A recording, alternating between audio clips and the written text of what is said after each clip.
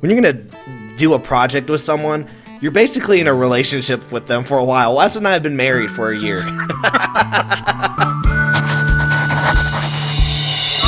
Drone Talk!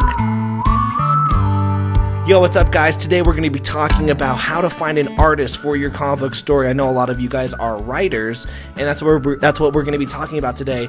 Today, I got my friend Wes Knodel here on the show. He's the writer and creator of Undead Row, the comic book that I've been drawing for the last year. And it's currently on Indiegogo. Go check it down in the link below. But let's talk about how to find an artist for your story. So, Wes, you have the story, Undead Row, you have a script, and you're like, I want to make this into a comic book. What was like the first steps that you had to take to get this to happen? Well, the first steps I started joining the comic book creator communities and was just reaching out and touching base with people to see, because I'm coming from TV and film. This is my first graphic novel.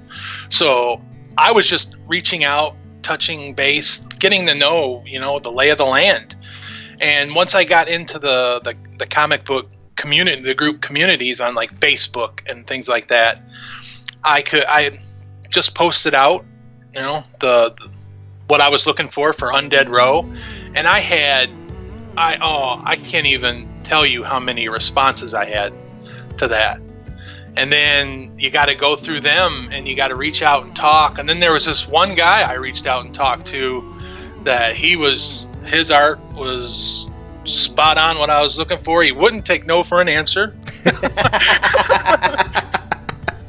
I was pretty convincing in my you gotta pick me. He said, call me right now. So and then, it went from there. But one thing I've noticed while I was just kind of watching, getting the lay of the land, hearing the horror stories of the people getting ripped off and things like that. So you got to build a trust with the person.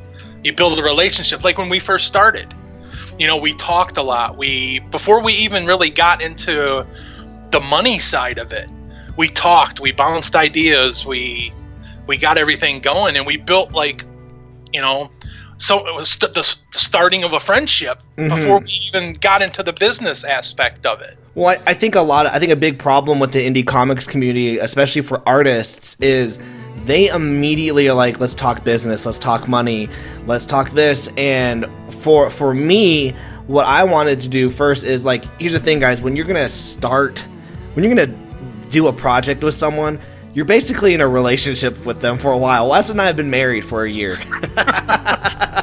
Yep. And we text every single week. I'm sending him pages. How's this going? We're talking about our Indiegogo campaign, which is currently on Indiegogo right now. And yeah, it was important for me to make sure, hey, is this someone I want to work with? And also another thing is, am I the right artist for this? Because I'm sure you got so many submissions from artists I'm the one, but your art's nowhere near what I was even asking for. Yeah, I got a bunch that they were really cartoony and bubblegum looking happy, and I'm like, that's not what I need. It said horror zombie. Yeah, I'm like, I think you missed something in the description. Not looking for cutesy. That's a problem though with artists in those forums, is they just see need an artist and they're like, me, and they don't even look at the prompt. Right. They don't look at the style. I mean, with those 90% of those, I don't even look at, because I know I'm just not gonna. I don't have the style, or my portfolio doesn't even have the style. Luckily, I just 2 weeks prior updated my portfolio, to more my crime noir realism style. Right. So I was comfortable sending it to you. But originally, my portfolio was all cartoons. Oh wow! Yeah. And then your crime noir and your realism, and that was that just happened to be exactly what I was looking for.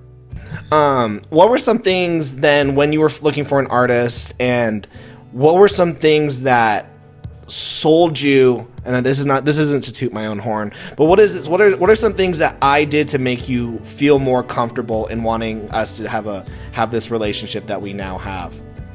Well, when we were talking on the phone at very first, when we were talking about going through and you're breaking up the script, for one thing, when you went through the script and you were telling me things that you were seeing and wanting to do, that was exactly how I envisioned it when I wrote it.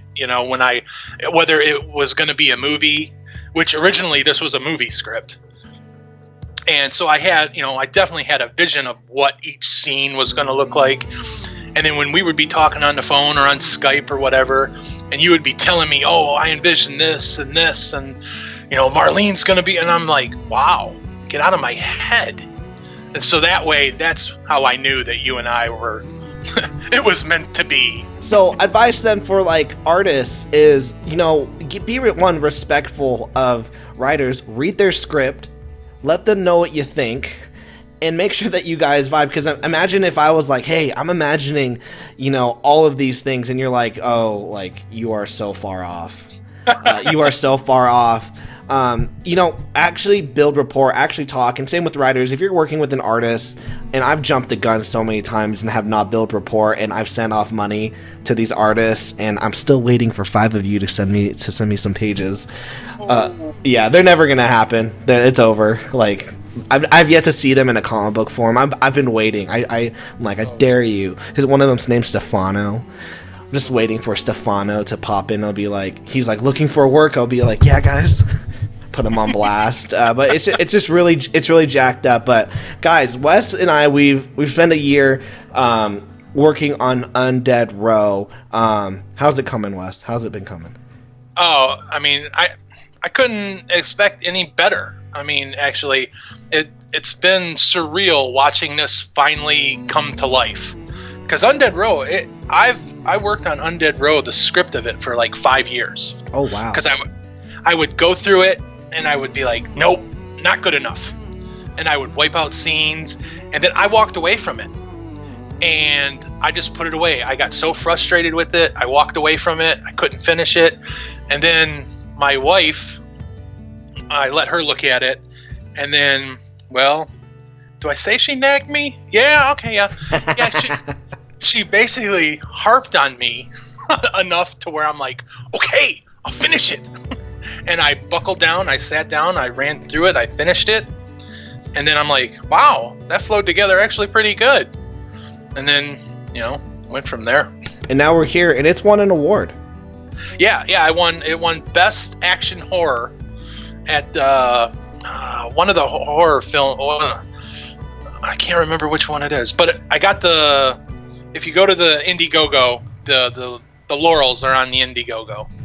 Boom. So everyone, go check out the Indiegogo, link in the description, also possibly link above. And if you hear hammering in the background, it's because my wife is currently setting up our crib for our baby.